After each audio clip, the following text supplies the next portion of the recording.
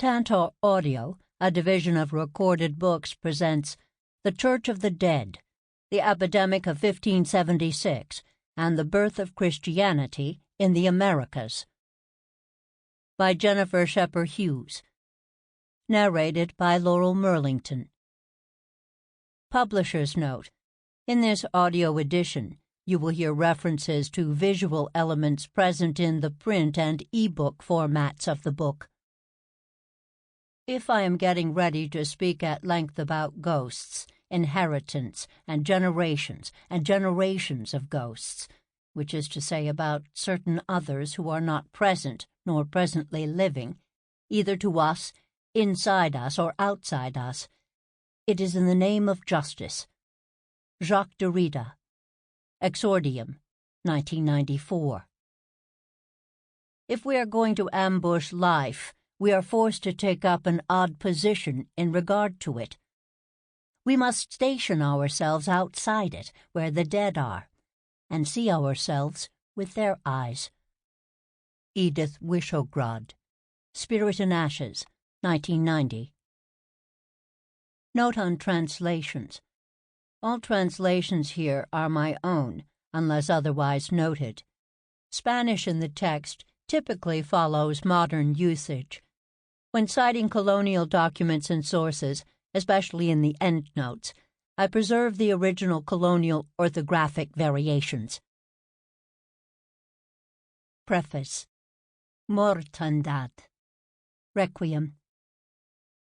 What's your story? It's all in the telling. Stories are compasses and architecture. We navigate by them.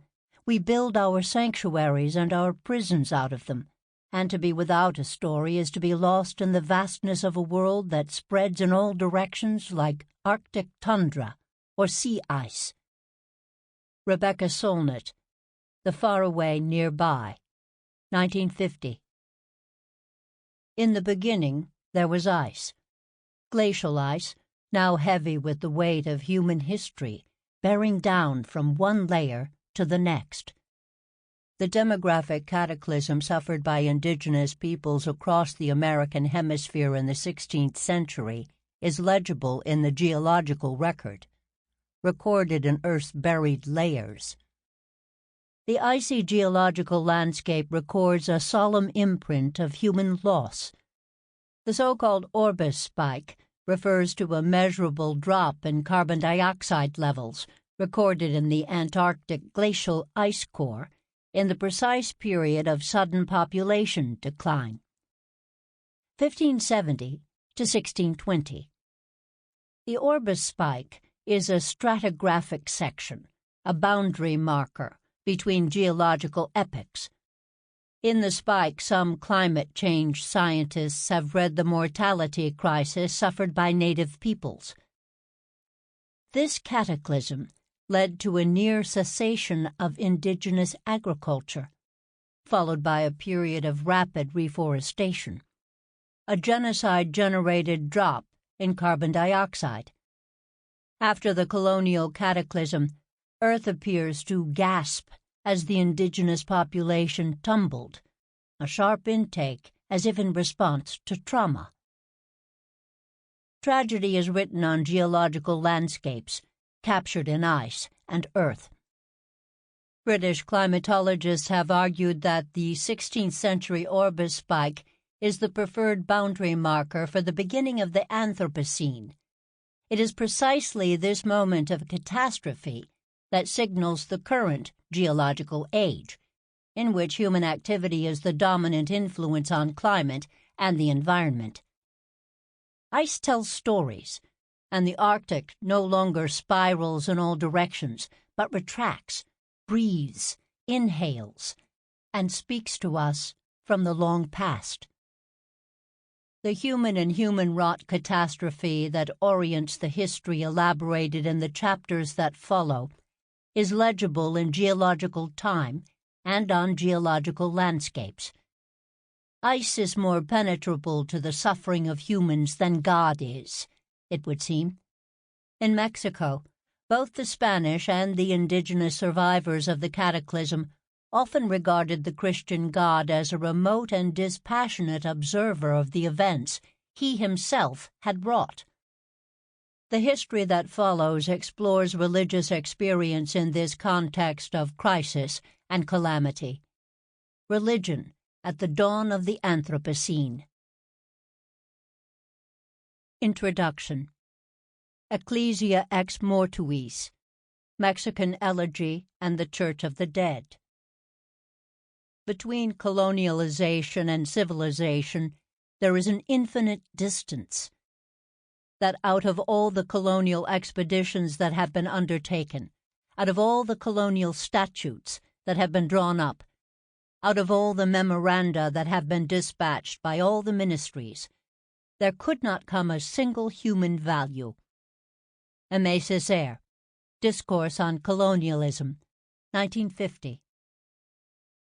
As Christianity took root in the Americas in the 16th century, wrenching spasms of disease and death shook the continent.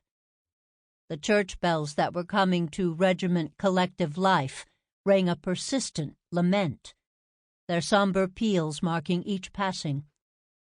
Mexican indigenous communities who suffered repeated shocks of epidemic death conceived a word for the church bells that tolled for their families. They named them Miqueteputzli, dead person metal. As church bells sounded for the omnipresent ghosts of the dead, the colonial Maya said that to live under Christian rule was to live under the bell. The bells memorialized a grim relation, the demographic catastrophe that ravaged the lives of indigenous people was inextricable from the presence of Christianity in their land. While the religion was spreading through the continent as if by contagion, some worried that the church itself, its emissaries, its sacraments, its sacred rites, was a vector of disease and death. Miqueteputzli, dead person metal, told the relation between cataclysm and Christianity. During the more than 2 decades I have spent studying religion in Latin America, I perceived a great wound and injustice in the history of the Church in the Americas. Throughout, a question has haunted me. How was American Christianity shaped by the terrible epidemic cataclysm of the 16th century? I wondered what kind of church was forged in these fires, born in the context of catastrophic death. This question is so large, the crisis itself so unfathomable in scope, that it has been rendered almost invisible in recent histories. Up until now, it has been possible to write on a range of topics on colonial Mexico, religious or otherwise, with only scant or passing reference to the fact that demographic catastrophe was the defining context for every historical action therein. The fact of mass death shaped all dimensions of the emerging colony, defining religious institutions perhaps most of all, as this was where meaning, identity, self, and society were made. Starting in 2011, while handling 500-year-old documents in a Spanish archive, I began to piece together the beginnings of an answer, a story of how Catholic communities both struggled to survive epidemics and used religion to map a future for themselves in the face of catastrophic death. Altogether, it is clear to me that the indigenous mortality crisis of the 16th century was the founding condition of the Church in the Americas. Spanish Catholic missionaries used the word mortandad to describe each ravaging epidemic that threatened the indigenous communities they sought to evangelize. This book explores the religious dimensions of the Mexican mortandad to probe the ambivalent origins of North American Christianity. It is a study of how the Mexican Church, arguably the first and oldest Christian institution in the hemisphere, came into being in the context of catastrophic mortality under colonial rule. Here we learn of the religious ideas, practices, emotions, and structures that emerged in response to the mortandad, for both Spanish eyewitnesses and indigenous survivors. Forged in these fires, Catholicism transformed into Ecclesia ex mortuis, a church of the dead, a colonial institution shaped and defined in relation to structures of violence and death. Narratives of Christian origin in the Americas typically begin with the arrival of English Protestants, with the Puritans at Plymouth Rock. This is a story of Catholic origin, about the Catholic religious zeal of Spanish missionaries, and about the Catholic faith of indigenous Mexicans after 50 years of European invasion. What emerges in the telling is a challenging portrait of the Church as an enduring imperial and colonial structure, and the contingent, intimate, and very particular ways in which that institution became incarnate in the context of colonial violence and mass death. The chapters that lie ahead explore the Catholic life of the mortandad in its embodied, emplaced, and effective dimensions, ultimately probing the paradox of European compulsion and indigenous investment in the Christian project. When Europeans arrived to the Americas in 1492, the Native American population stood at 100 million people. In Mexico alone, one of the most populous regions on Earth, there were no fewer than 22 million persons. Mexico's political and spiritual capital, Tenochtitlan, one of 6 major urban centers of the world, had a population of about 400,000. The Valley of Mexico was so densely occupied that in many areas homes were contiguous, one abutting the next without interruption. In comparison, Sevilla was a relative backwater in 1492, with a population of no more than 35,000. But after more than a half-century of devastating pandemics, in 1576, indigenous Mexican communities suffered a particularly wrenching episode that took almost 2 million lives and simultaneously left the colonial church in ruins. As the century drew to a close, survivors and witnesses struggled both to come to terms with the demographic devastation and to understand the implications for the existing social order. This book considers this particular crisis, or mortandad, and its immediate aftermath, revealing that Spanish missionaries and surviving pueblos de indios held radically different visions for the future of Christianity in the Americas. While the Europeans, succumbing to despair, grappled with their failure to stem the tide of death, indigenous survivors worked to reconstruct the Church, reasserting ancestral territories as sovereign. In time, indigenous Catholic states rivaled the jurisdiction of the diocese and the power of friars and bishops.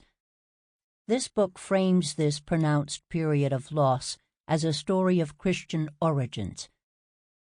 For Spanish Catholic missionaries in the 16th century, epidemics represented the single greatest threat to Christianity in the hemisphere. Protestant British settlers arriving a century later in what was to become the United States had little interest in evangelizing native peoples. They declared the continent an empty and unpopulated territory, a vacuum domicilium, a vacant home. Whereas New England Puritans' hopes for the continent rested on possession of emptied indigenous lands, for Spanish colonials the future of the faith depended precisely on access to indigenous bodies as commodified objects of conversion. When Españoles arrived in their New World, a term I use only when considering Spanish perspectives, they saw a vast population that they quickly came to regard as their most important resource. They were completely engrossed with observing and documenting the size and reach of indigenous populations, while the goal of making them royal subjects, gente de razón, civilized nations, and pious Christians. In the discovery of the Americas and the evangelization of its diverse peoples, Catholic religious orders, Franciscan, Dominican, Augustinian, anchored millennial hopes for the renewal and rebirth of Christianity as a global church. The missionary friars in Mexico saw themselves as the first apostles of Christ, sowing the gospel message and ushering the church into existence. For the Spanish, the so-called spiritual conquest signaled a new founding and a new foundation for Christendom. In Spanish-American mysticism of conquest, Christian salvation was an act that required not just two worlds, European and American, but also two bodies, Español and Indio. I preserve the Spanish word for Mexico's indigenous peoples here and throughout to indicate the particularity of Spanish worldviews and viewpoints, as well as to capture the religious and political power of the colonial category. The word Indio, never capitalized in colonial documents, was also routinely used by subject indigenous peoples to identify themselves as they navigated colonial institutions. Much of this meaning is lost in translation into the English word Indian. The word indigenous is used as the more general and preferred term in the present. There was and is a great diversity of native peoples in Mexico.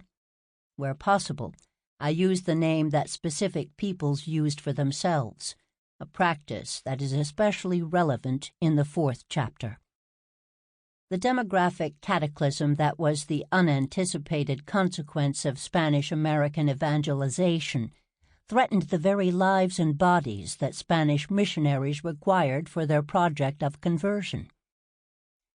Facing the threat of indigenous annihilation, the Church confronted the raw precarity of its mission in the New World.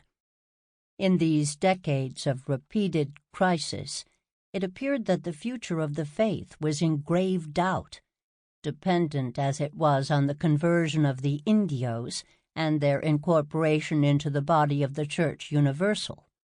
For the Spanish, the mortandad contradicted their utopian expectation that the discovery of the Americas signaled a new age for the Church. Millennial hope dissolved into apocalyptic despair.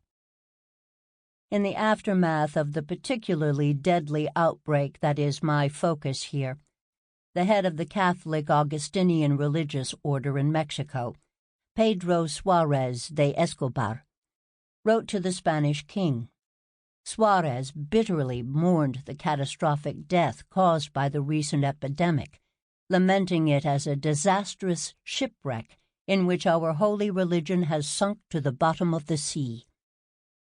Lost was the utopian promise of the rebirth of Christendom through the global expansion. A universal church centered on the salvation of the indios brought about through the evangelizing labors of the missionary friars. Christianity itself seemed to have been sunk. Non-indigenous historians have argued that, for Mexico, even more than the coming of the conqueror Hernán Cortés, the catastrophe wrought by epidemics defied comprehension, interpretation, and comparison, and gave the Indians the feeling of having entered upon a shattering era, having nothing in common with what they had lived through until then. The fulfillment of the project of global Christian empire in the Americas may seem in retrospect to have been inevitable.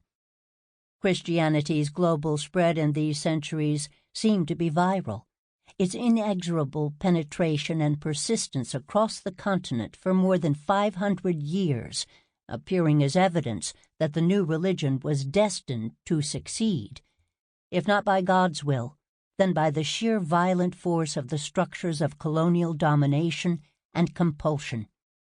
Yet, in the first century of colonial rule, Spanish observers frequently perceived New World Christianity as a project acutely at risk, perpetually on the brink of failure and collapse. 20th century observers also sometimes assumed that epidemics were one of the primary forces for Christian conversion in the Americas, that they compromised indigenous resistance and brought Mexico's people to their knees before Christ. In the eyes of Spanish evangelizers, disease and death neither expedited nor facilitated conversion. It jeopardized it. To the Christian missionary, catastrophic indigenous death loomed as failure and defeat. In the closing decades of the 16th century, it appeared to the Spanish that Christianity had come to naught in the New World, ending before it had even truly begun, a shipwreck sunk forever at the bottom of the ocean.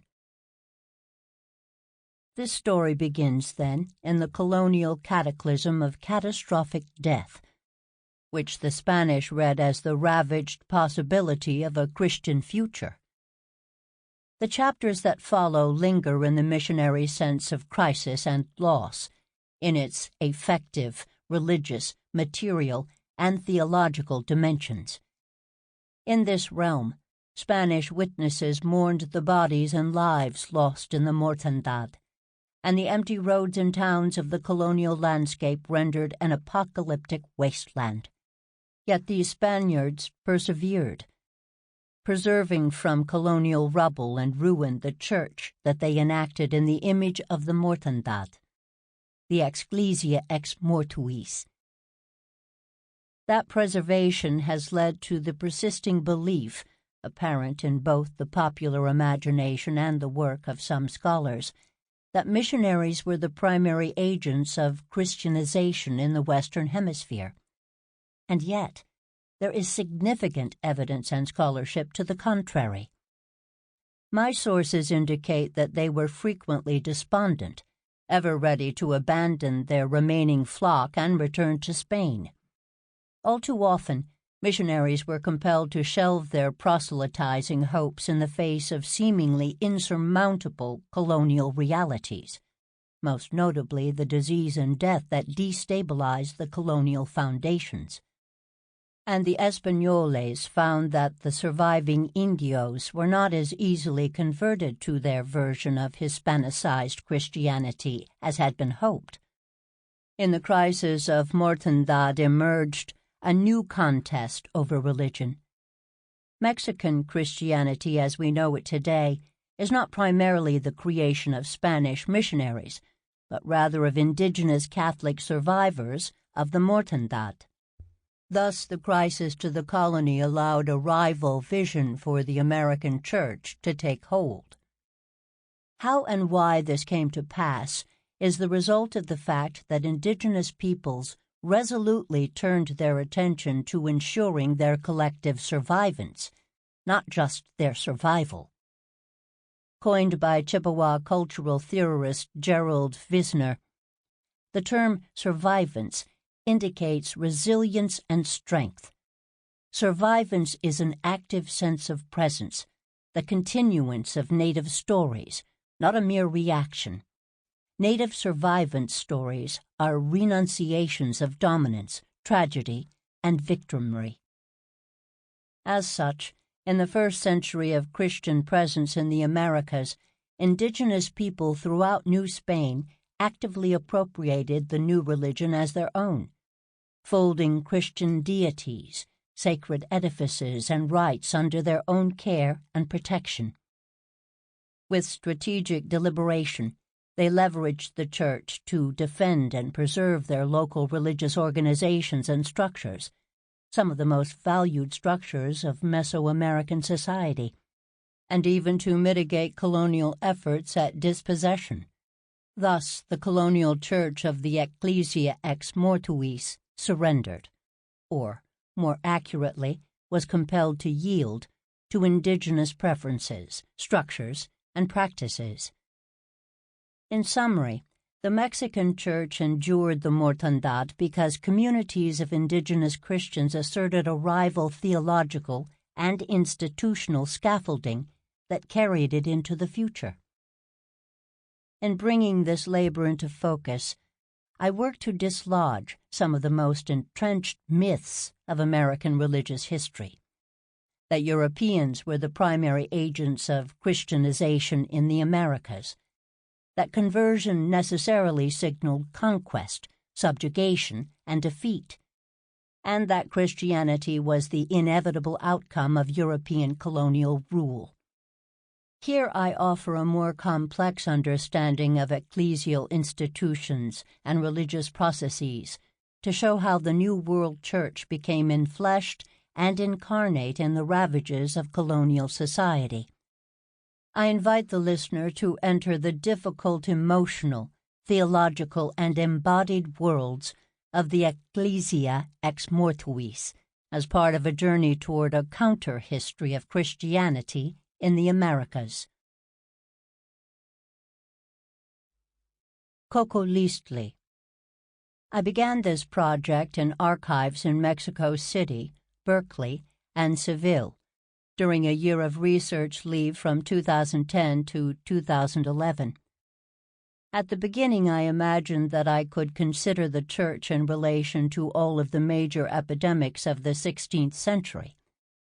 But at the Archivo General de Indias in Seville, I uncovered 135 unpublished letters written by church officials from the time of one of the worst epidemics, dating from 1576 to 1581. A rare treasure trove for this period, these materials were so rich, so challenging and complex, that it was clear I needed to focus my attentions on this particular crisis. It took many painstaking months to fully transcribe the letters, and then some years of study to both figure out how to interpret them in their appropriate context and refine an analytical and critical frame adequate to account for their theological richness and nuance. They are certainly not the only sources for this book, but they represent its archival point of origin. Perhaps it is not surprising that a large, ambitious story like this one is best anchored in the intricate specificity and challenging complexity of a given moment. Here I contemplate the mortandad from the perspective of the Church's response to a very particular episode. The catastrophic pandemic that invaded the most densely populated area of New Spain in the final quarter of the 16th century. This is a fractal history, a history that radiates out, almost geometrically, from a single point. The specific pandemic, called Cocolistli, began its destructive sojourn through Mexico in April of 1576, laying waste to indigenous communities in its haphazard yet seemingly predatory path. Concentrated within a radius of about 400 miles, by some reports, it spread even into the northern reaches of New Spain, including in territories now considered part of the United States, and as far south as the Peruvian Andes. The pace of contagion appeared to decline in October of 1578, only to accelerate again several months later in August of 1579, continuing to take lives until the middle of 1581. As the death toll finally began to taper, the Viceroy of Mexico reported to the king that more than 2 million of his vassals were dead. More than half the population of Mexico, the Archbishop Pedro Moya de Contreras observed in despair. Neither the disease nor its cause was recognizable to either the Spanish witnesses or the indigenous population. Spanish and indigenous sources alike termed the unfamiliar ailment Cocolistli. This Nahuatl word may have been a neologism, coined after the Spanish invasion and its accompanying unprecedented waves of illness. Cocolistli carried away so many people that Nahua elders described a particular path to Mictlan, the place of the dead, especially for those who died of the disease. A in umpa ui, Mictlan, I Hoentin, in Exkiken Talmiki, in Jan Kogolistli ik Miki. Sample complete. Ready to continue?